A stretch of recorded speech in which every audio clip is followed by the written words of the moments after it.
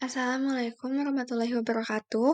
Perkenalkan, nama saya Nisa Asfiazarawi dari NPM 0002, dan di sini saya akan menjelaskan mengenai Mixed Dentition Analysis.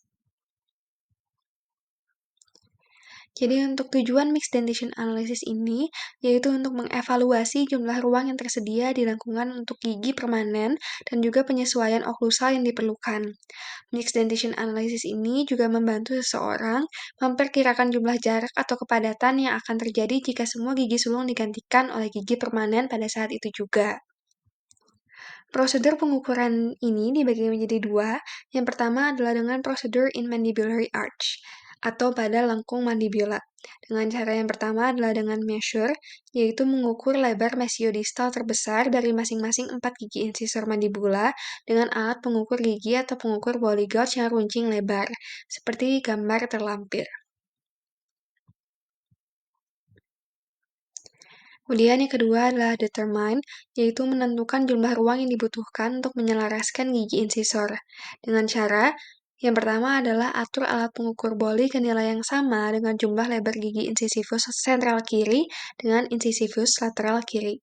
Kemudian, tempatkan satu titik alat ukur di midline puncak alveolar di antara sentral incisor dan biarkan titik lainnya berada di sepanjang garis lengkung gigi sisi kiri. Tandai pada gigi atau pada hasil coran, titik yang tepat di mana permukaan distal gigi incisivus lateral akan berada ketika sudah disejajarkan. Jika evaluasi cefalometri menunjukkan incisivus mandibula terlalu labial, ujung pengukur boli ditempatkan di garis tengah, tetapi digerakkan secara lingual dalam jumlah yang cukup untuk mensimulasikan tegaknya gigi incisivus seperti yang ditunjukkan oleh cefalometri.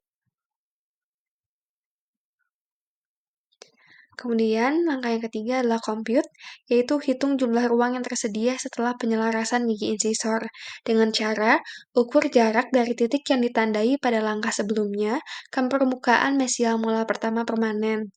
Jarak tersebut adalah ruang tersedia untuk caninus dan dua premolar, serta untuk penyesuaian molar yang diperlukan setelah gigi incisor disejajarkan.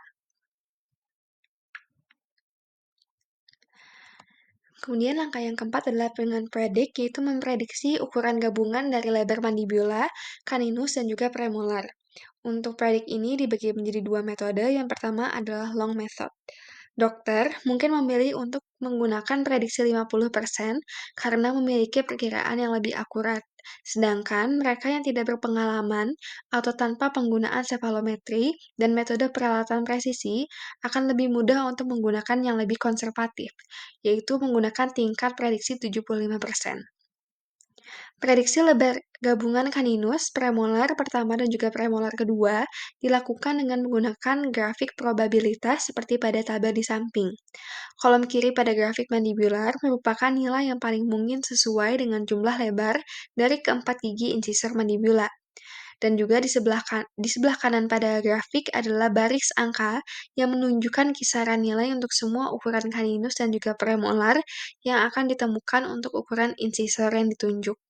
Contohnya, perhatikan bahwa untuk incisor mal dengan lebar gabungan 22,0 mm, lebar mandibular caninus dan juga premolar yang dijumlahkan berkisar antara 22,6 mm pada tingkat kepercayaan 95% hingga 18,7 mm pada tingkat 5%. Ini berarti bahwa dari semua orang dengan ukuran gigi incisor bawahnya 22,0 mm, 95% akan memiliki lebar caninus dan juga premolar dengan total 22,6 mm atau kurang. Nilai pada tingkat 75% dipilih sebagai perkiraan karena telah ditemukan sebagai nilai yang paling praktis dari sudut pandang klinis. Dalam contoh ini, itu adalah 21,4 mm, yang berarti bahwa 3 kali dari 4 kuspit dan juga biskuspit atau caninus dan juga premolar akan total 21,4 mm atau kurang. Metode yang kedua adalah dengan short method, yaitu metode yang lebih singkat namun memiliki hasil yang kurang tepat. Untuk langkahnya, di sini yang pertama menambahkan lebar gigi incisor mandibula, lalu dibagi menjadi dua. Kemudian setelah itu, setelah nilai diperoleh, tambahkan 10,5 mm untuk memprediksi gabungan lebar gigi caninus dan juga premolar mandibula. Kemudian tambahkan 11,0 mm untuk memprediksi lebar gabungan dari gigi kaninus dan juga premolar maksila. Setelah menggunakan metode ini, baik long method maupun short method, catat nilai estimasi untuk lebar kaninus dan juga premolar gabungan dalam form mixed dentition analysis untuk kedua sisi dan setiap lengkung. Kemudian yang terakhir adalah dengan compute, yaitu hitung jumlah ruang tersisa dari lengkung yang fungsinya agar dapat melakukan penyesuaian untuk gigi molar. Untuk langkahnya, yang pertama adalah mengurangi hasil pengukuran kaninus dan juga premolar dari available space yang sudah diukur di lengkung atau rahang setelah dilakukan penyusunan gigi incisor. Kemudian, catat nilai hasil pengukuran dari kedua sisi, dan dari semua data yang terkumpul, lakukan penilaian atau asesmen secara komplit situasi ruang di mandibula. Untuk prosedur yang kedua adalah prosedur in maxillary arch, atau pada lengkung maksila. Yang membedakan prosedur ini dengan prosedur mandibular arch ada dua hal. Yang pertama adalah perbedaan tabel probabilitas yang digunakan untuk perkiraan jumlah ukuran kaninus dan juga premolar maxillary. Kemudian yang kedua adalah kelonggaran harus dibuat untuk koreksi overjet saat mengukur ruang yang akan ditempati oleh gigi incisor yang disejajarkan.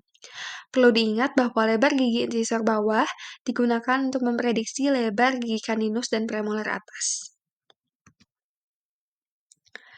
Dalam melakukan mixed dentition analysis ini, lokalisasi kekurangan ruang sangat membantu dalam pemilihan alat manajemen ruang, dan juga mempelajari radiografi untuk mencatat hilang atau tidak adanya gigi permanen, malposisi kembangan yang tidak biasa, dan juga kelainan bentuk mahkota. Tooth space available merupakan langkah untuk menghitung aproksimasi panjang garis di sekujur setiap segmen pada gambar, yaitu A, B, C, D, E, F, G, H, dengan apa adanya. Dengan langkah yang pertama, ukur perimeter lengkung dari mesial satu molar pertama ke molar lain. Kemudian, melalui titik kontak gigi posterior dan tepi insisal gigi anterior.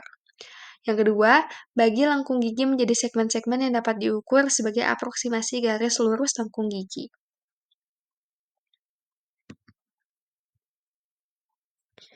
Kemudian tooth space required, yaitu menghitung menggunakan lebar prediksi kaninus premolar menggunakan tabel.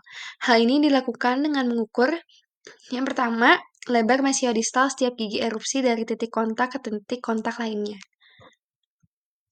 Yang digunakan adalah lebar mesiodistal gigi incisivus mandibula. Kemudian yang kedua, perkirakan ukuran gigi tetap yang tidak erupsi, yaitu kaninus dan premolar menggunakan tabel probabilitas. Kemudian, jumlahkan lebar masing-masing gigi.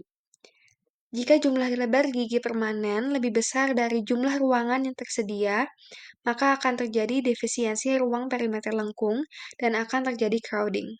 Namun, jika ruang tersedia lebih besar daripada ruang yang dibutuhkan, maka akan terbentuk celah dari beberapa gigi.